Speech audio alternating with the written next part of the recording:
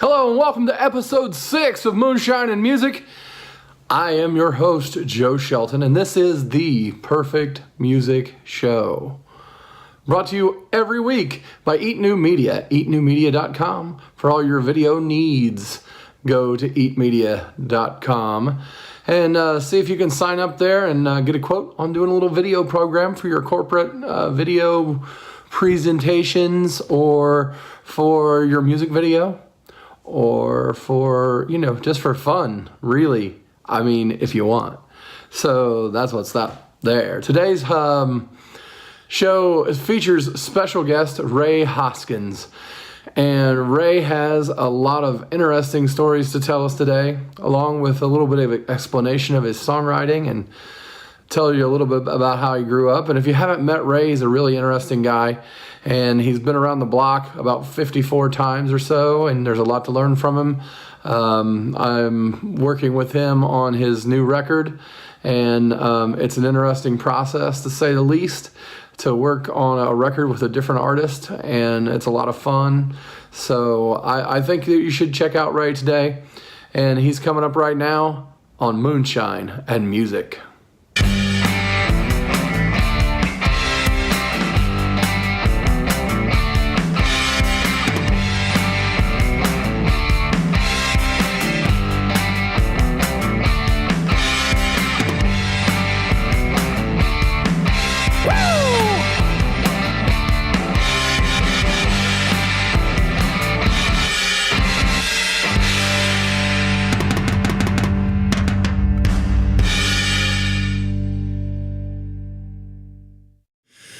Our guest today is Ray Hoskins. Welcome to Moonshine and Music. Thank you.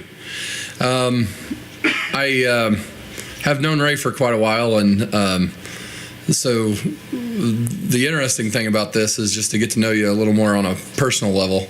Okay. Before we have you do some music for us. So the first question is, where did you grow up? What was your hometown? For most of my growing up period, I was down between Bedford, Indiana and Bloomington, Indiana, out the country. First almost 6 years of my life was spent in southeastern Kentucky around Winchester, Clay City area. So I had quite a country/bluegrass influence early on. So what did your parents do? Well, my mom took you around all those little places. And my dad did a lot of things. He actually, for a while, they had a sharecropping agreement for a farm in Kentucky, which is why I think we went down there. That didn't really work out very well, and he ended up construction work down there. Was a heavy equipment operator. Worked on the bridges across the Ohio River.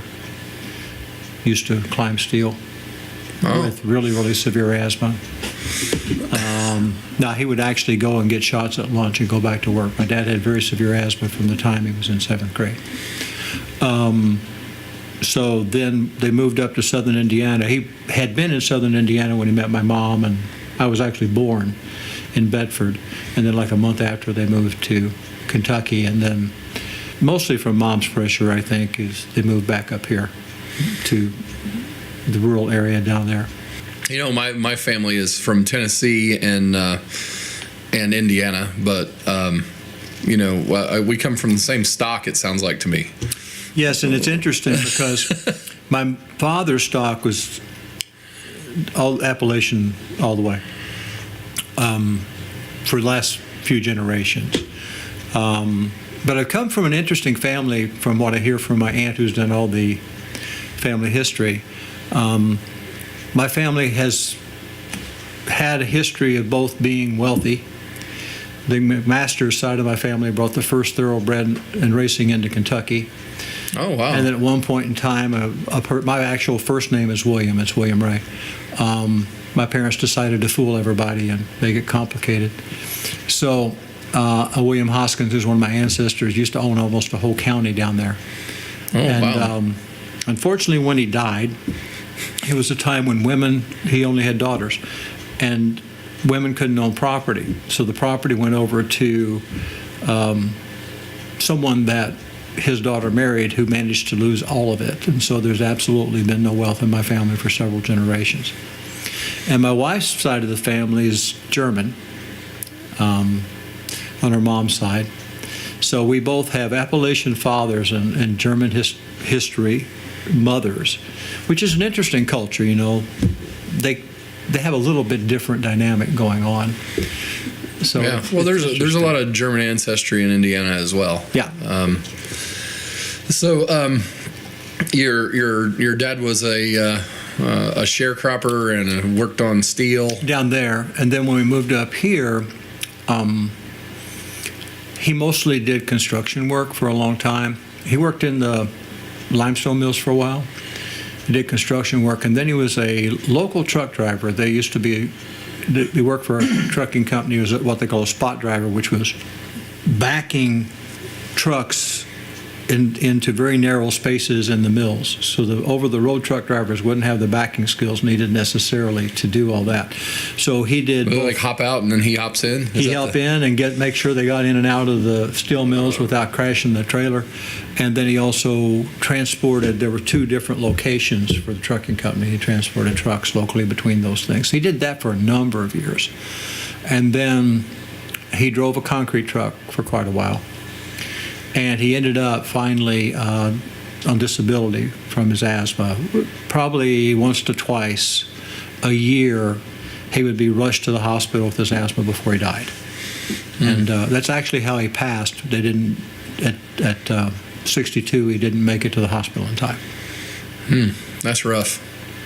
I mean, having to go through all that. Does that inform your music? Like the way that you're up with,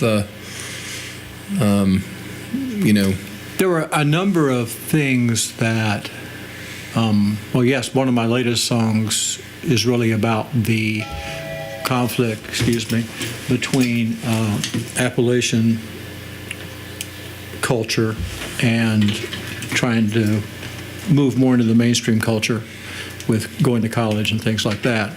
That was part of a big conflict for me. And then there was some abuse going on, and of me, I was really the only child that experienced that. So I had that, and I had a whole lot of pain as a child. I had both really bad teeth and ear problems. My daughter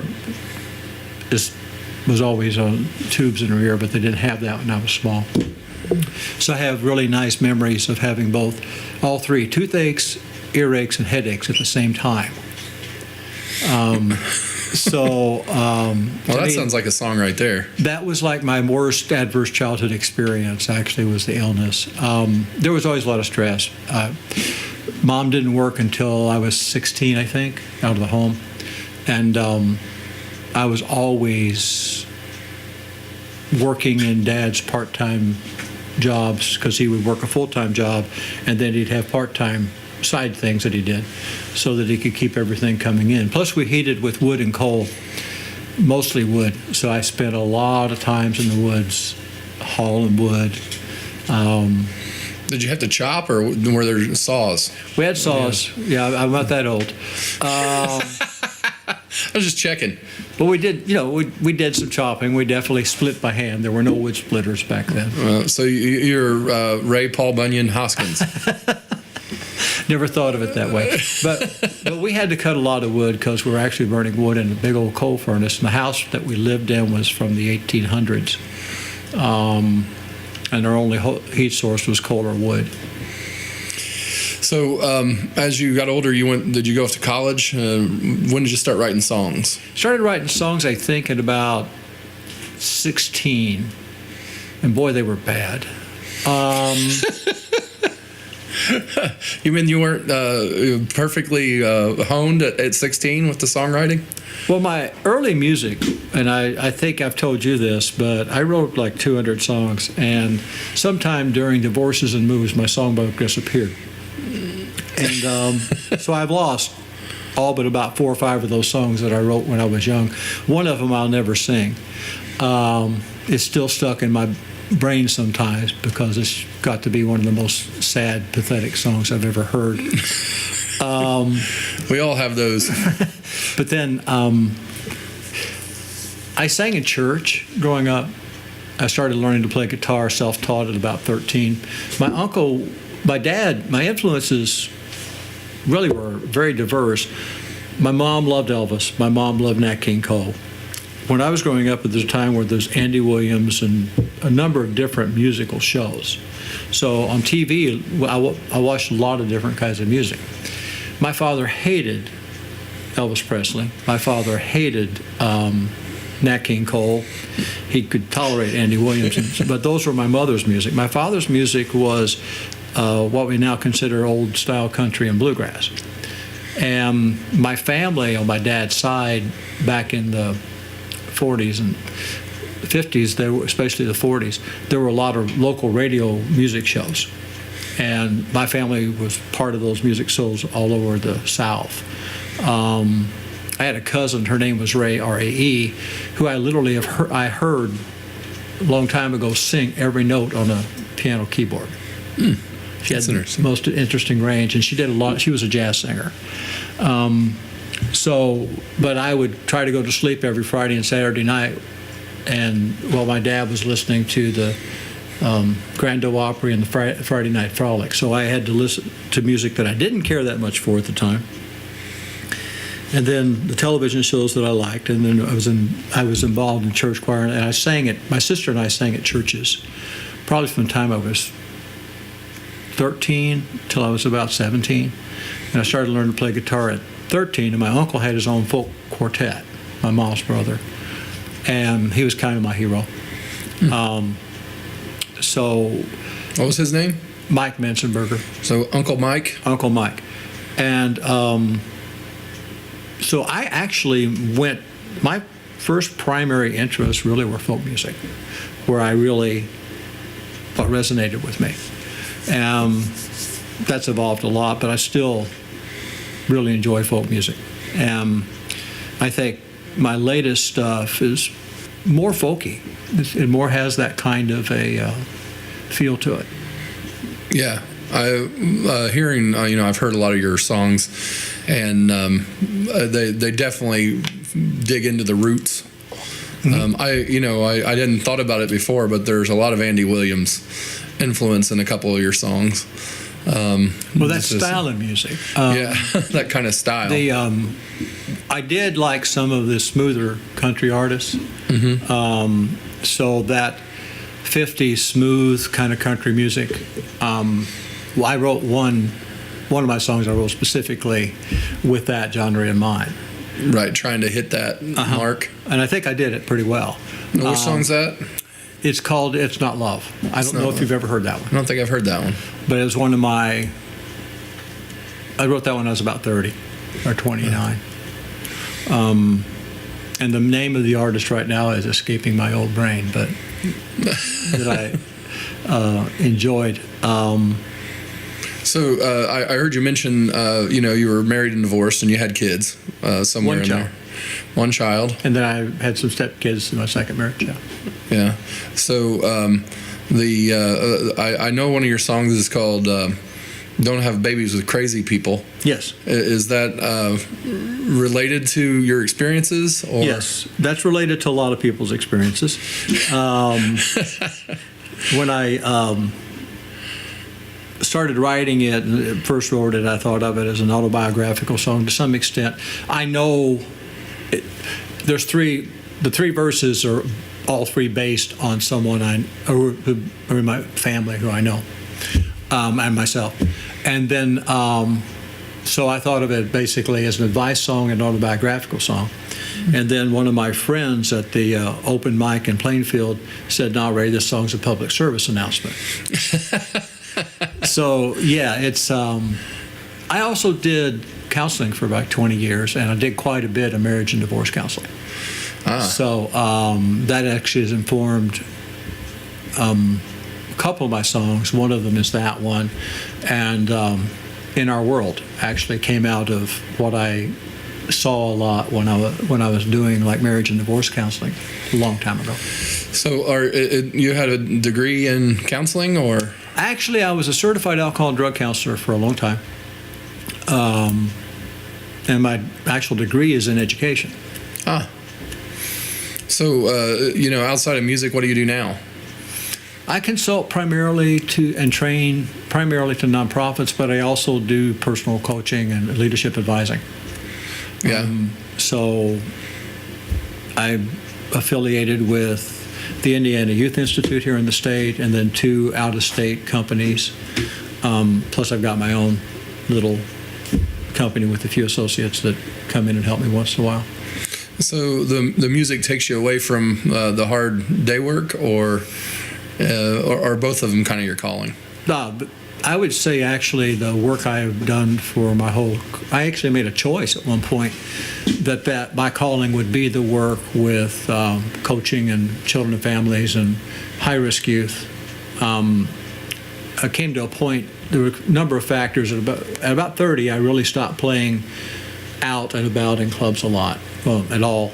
I'd play for events when requested, sometimes for fundraisers, weddings, funerals, and mostly by myself for over about 30 years. And I made a decision, both had family, and then I really was engaged in doing some pretty creative things back at that point in time in alcohol and drug treatment. I helped create one of the first hospital-based alcohol and drug treatment programs here in the state for teens. And so that was my calling for a long time. And then since then, I've been mostly training other people how to work with young people well, or helping them design programs that would actually work. Things along that line. I've done a lot of work with child welfare in states with kids who age out of child welfare and need the independent or interdependent living coaching. So I've got classes about how to do that. And so that's been a lot of my work since 97. My first 25 years or so was really both addictions treatment and then just general addictions prevention and youth development. And then the last 21 years now, I've been really involved with the educational side of it, of training others how to do it. Oh, that's really cool. Do you want to sing some songs for us? Sure. All right. Well, we'll get you set up, and we'll be right back, and we'll have some live music from Ray Hoskins. Thank you, Ray, for coming in. You're welcome.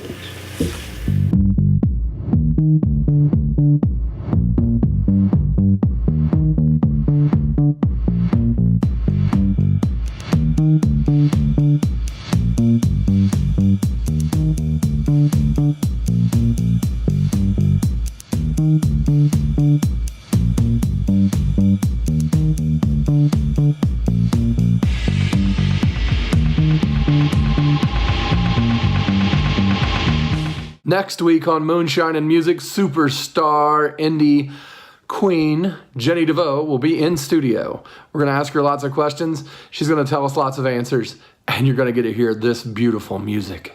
Rescue each other, breaking that heart of yours, made of concrete and stone. You belong to me. You belong to me. Oh, you belong to me. You belong to me. Boy, you have become the best part of me. Hey, yeah, you belong to me. You belong to me. You are my destiny. My destiny. You are the one who is set me free. You belong to me. You belong to me. Now go ahead.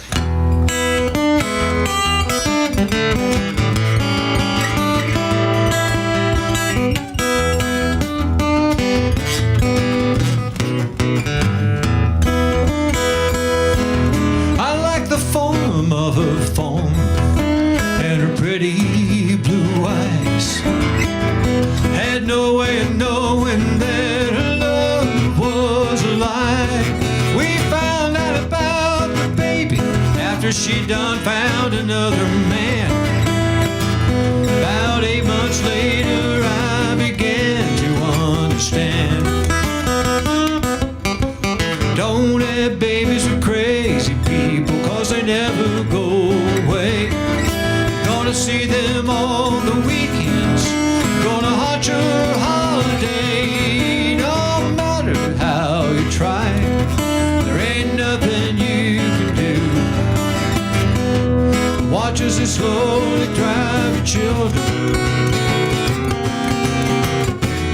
crazy too.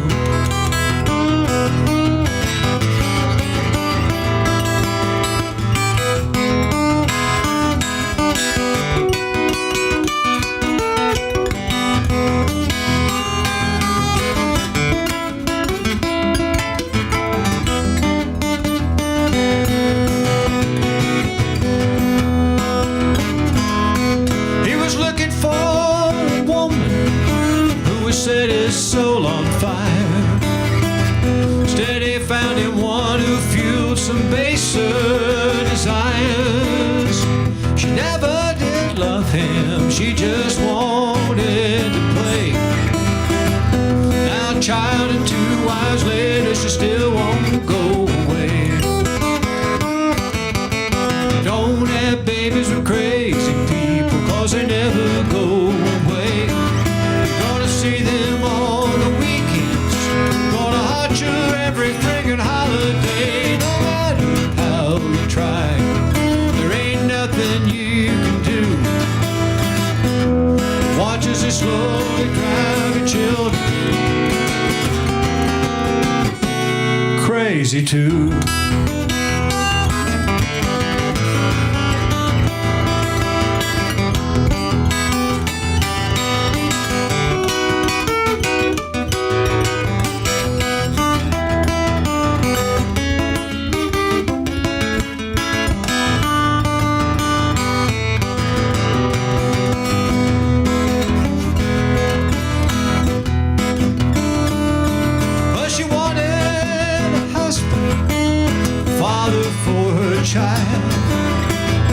Instead she found her a man who was kind of crazy and wild. Well, he doesn't really like women, and it hurts her through and through.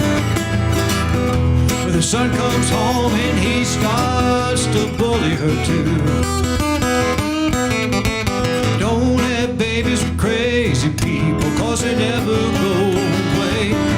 You're gonna see them on the weekends, gonna haunt your holidays. No matter how you try, there ain't nothing you can do.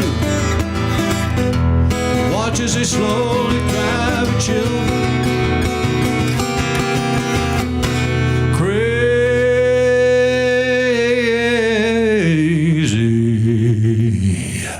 too.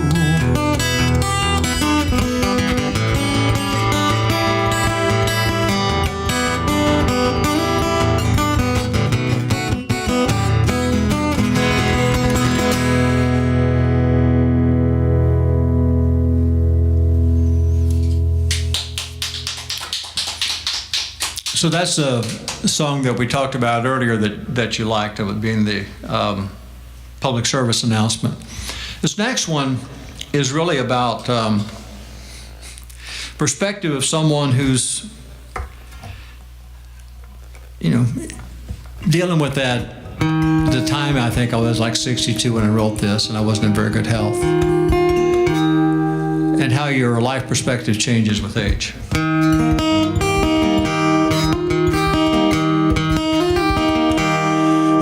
Driving through Texas, I'm always amazed. Sky seems like it never ends. I can see so much further than when I'm at home. Light seems to free me and then. Well, I think of my life and how I used to believe was like that Texas sky. But now I know there's a limit. It's much closer now when I'll be telling this here world goodbye.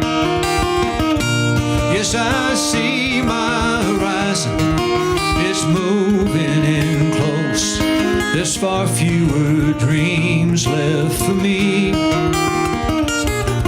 We don't write songs for old folks, so it's quite a surprise when soon you no longer will be.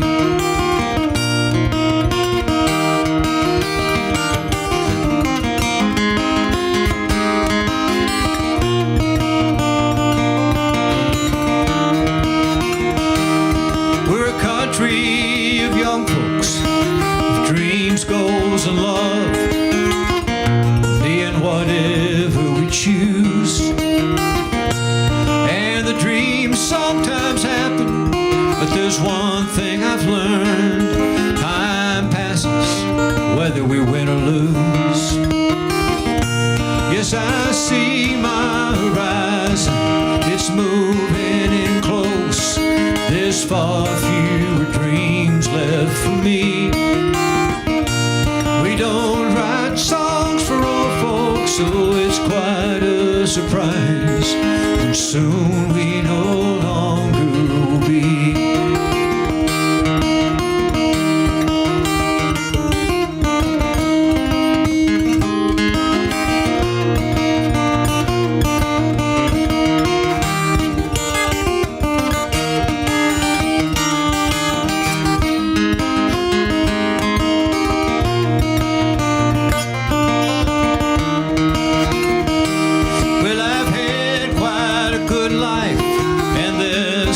Left, and there's a woman that I still love so, and I can't see that it's ending, but the love's still so strong.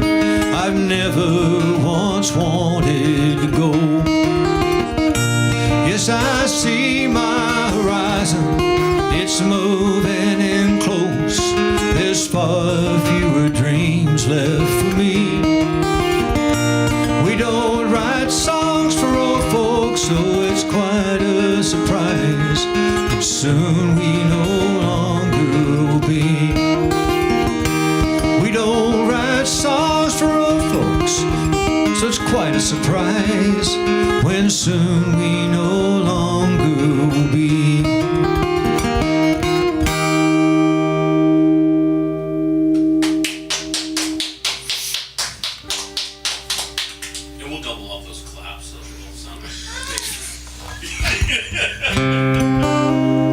This is the other we talked about the Appalachian culture and moving into the mainstream and some of the conflicts going on with that. This one's just called Changes. It was inspired when I was talking to a young lady who was going to college. She's from an Appalachian family, and she was having trouble getting by financially, and her family couldn't understand why she was still in school, and she was a junior in college and she was going to be a lawyer. And so a number of conflicts there, and I had very similar things going on specifically with my father when I went to school.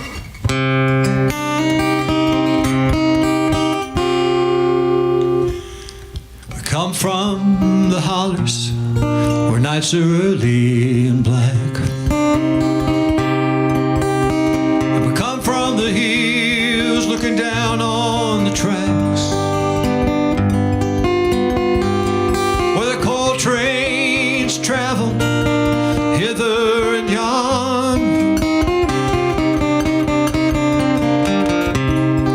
We left there soon after the trains were all gone.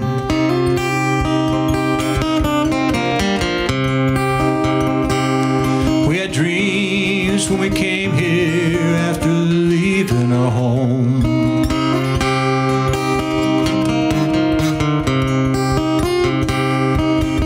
Stay together, none of us would roam.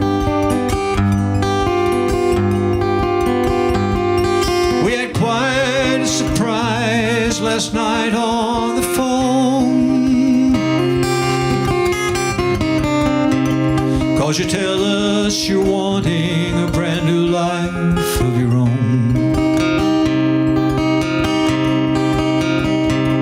Yes, it seems we're different and there's no one to blame. We value our history and we believe much the same. We hold each other close in our hearts, yet we fear that these changes might tear us apart.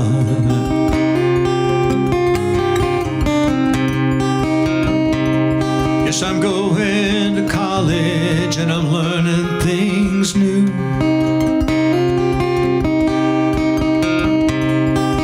Learning to do what I want to do.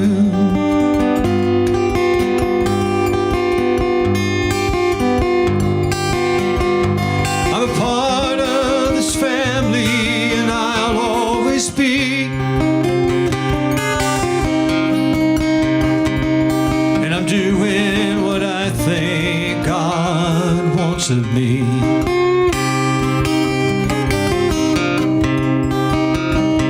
I can no longer help out around the house every day. And my school is more than an hour away. What I've learned about life, I've learned mostly from you.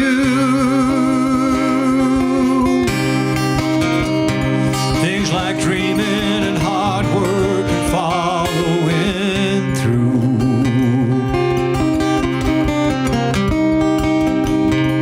Yes, it seems we're different, but there's no one to blame.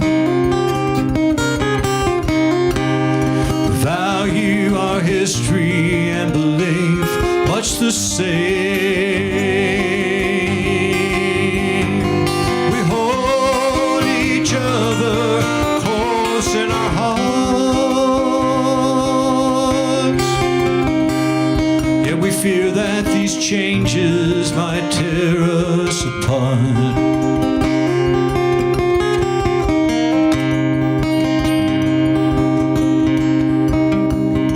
So we'll tell you our stories and we'll bring you real close. And let you know that your heart is what we love the most.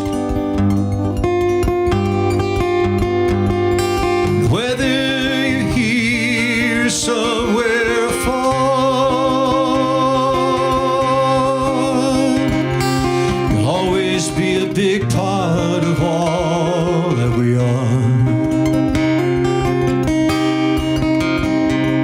Yes, it seems we're different, but there's no one to blame. We value our history and believe much the same. We hold each other close in our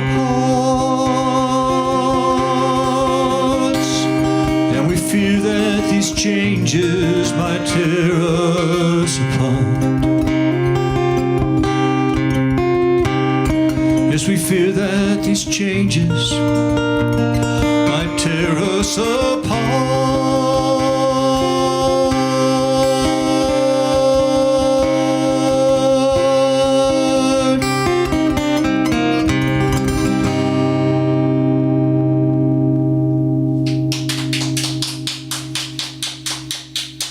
Thank you, Ray Hoskins, for joining us today and bringing us some epic tunes. I want to thank all of you for watching and listening. Please subscribe, hit the subscribe button, wherever that subscribe button may be. And join us next week. Like I said earlier, Jenny DeVoe is going to be in next week. That's right, Jenny DeVoe. How we got her, I don't know, but Jenny DeVoe will be here next week on Moonshine and Music. Thanks for joining us.